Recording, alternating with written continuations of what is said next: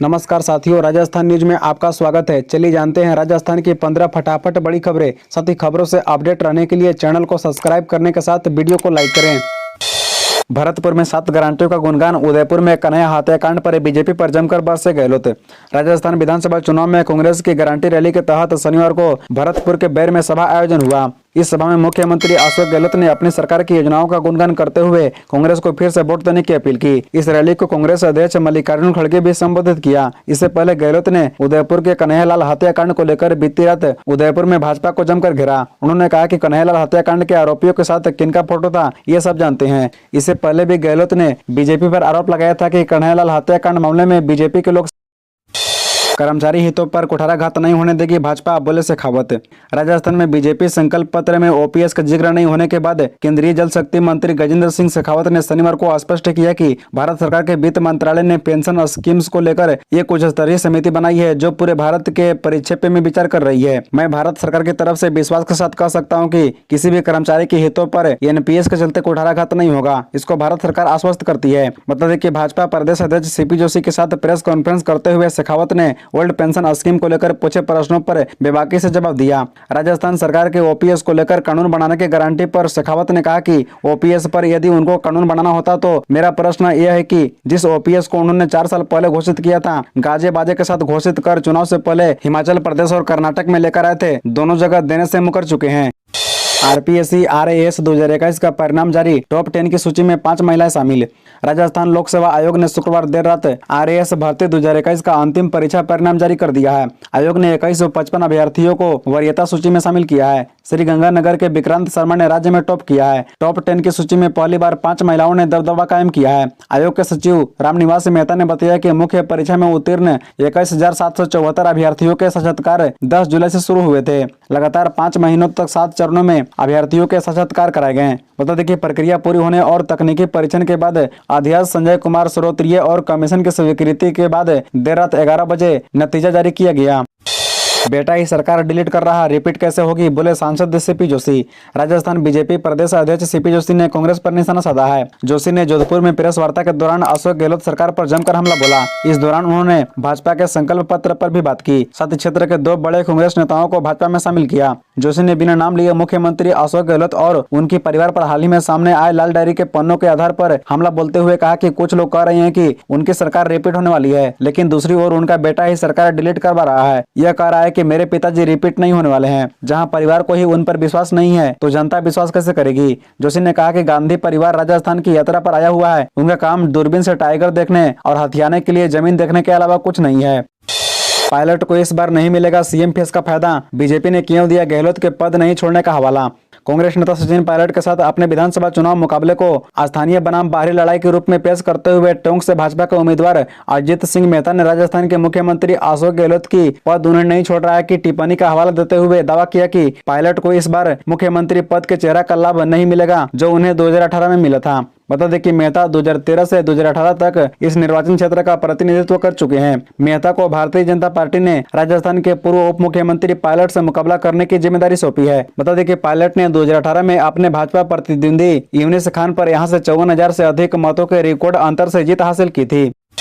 हिंदू की नहीं बोलूंगा तो बाबर और औरंगजेब की बोलूं क्या, असम के सीएम डॉक्टर हिमंत बिस्वा शर्मा प्रियंका पर जमकर बरसे।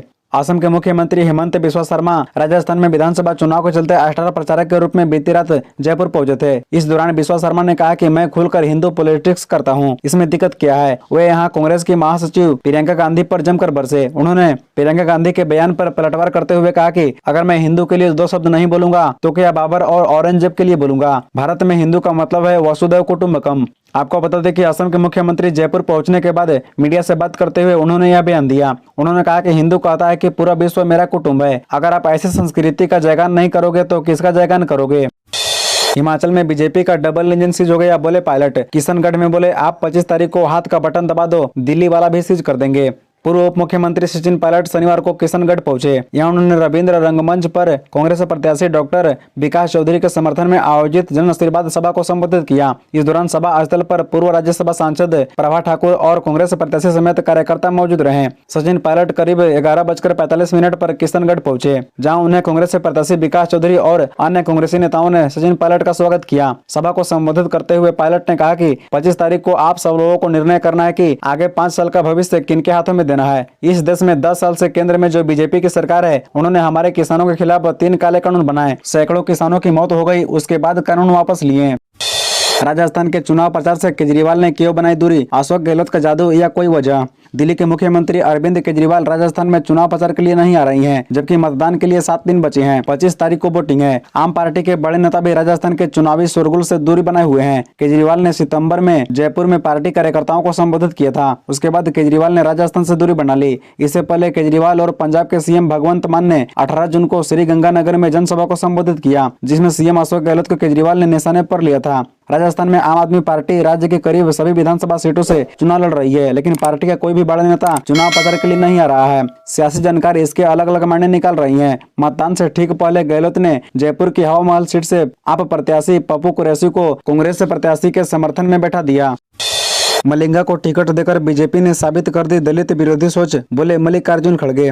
राजस्थान के चुनावी दौर पर आए कांग्रेस के राष्ट्रीय अध्यक्ष मल्लिकार्जुन खड़गे ने कहा कि धौलपुर के बाड़ी से विधायक गिरिराज सिंह मलिंगा को टिकट देकर बीजेपी ने साबित कर दिया कि उसकी सोच दलित विरोधी है। खड़गे ने कहा कि मलिंगा का टिकट दलित विरोधी सोच के कारण ही काट दिया गया था, अब उसे बीजेपी ने गले लगा लिया। जब हमने टिकट नहीं दिया तो बीजेपी ने टिकट दे दिया। दलित के साथ मारपीट करने वाले को टिकट देकर बीजेपी क्या साबित करना चाहती है। बता दें कि इससे पहले कांग्रेस के राष्ट्रीय अध्यक्ष मल्लिकार्जुन खड़गे एसएमएस अस्पताल पहुंचे और जयपुर डिस्कॉन एएन हर्षाधिपति से मुलाकात की। उनका एसएमएस अस्पताल में इलाज चल रहा है। बता दें कि सीएम अशोक गहलोत भी खड़गे के साथ थे। बता दें कि वहां उनसे मिलने के बाद खड़गे भरतपुर के बैर रवाना हो गए।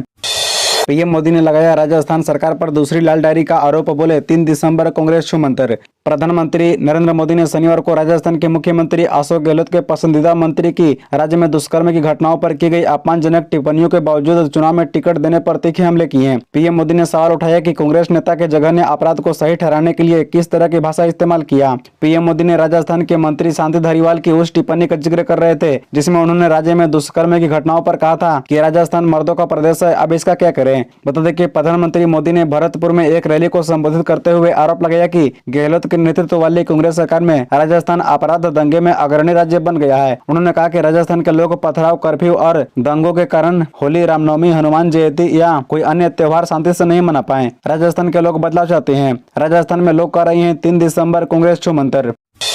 गरीबों के लिए मैं जल जाने को तैयार हूं, भरतपुर में कांग्रेस पर जमकर बरसे पीएम मोदी। राजस्थान के भरतपुर में शनिवार को प्रधानमंत्री नरेंद्र मोदी ने एक जनसभा को संबोधित किया। उन्होंने कांग्रेस पर जमकर निशाना साधा। पीएम मोदी ने कहा कि कांग्रेस ने राजस्थान के महिलाओं के विश्वास को भी चकनाचूर कर दिया है। कांग्रेस जहां जहां जाती है वहां वहां आतंकवादी, अपराधी और दंगाई बेलगाम हो जाते हैं। इस दौरान कोविड के समय का उदाहरण देते हुए पीएम मोदी ने कहा कि उस समय पूरा देश डरा हुआ था, हर परिवार चिंतित था। ऐसे में गरीब की बेटी ने सोचा कि गरीब दलित पिछड़ा का चूल्हा ना बुझे, कोई बच्चा भूखा ना सोए, इसलिए अनाज के भंडार खोल दिए, गरीबों को मुफ्त राशन देना शुरू कर दिया।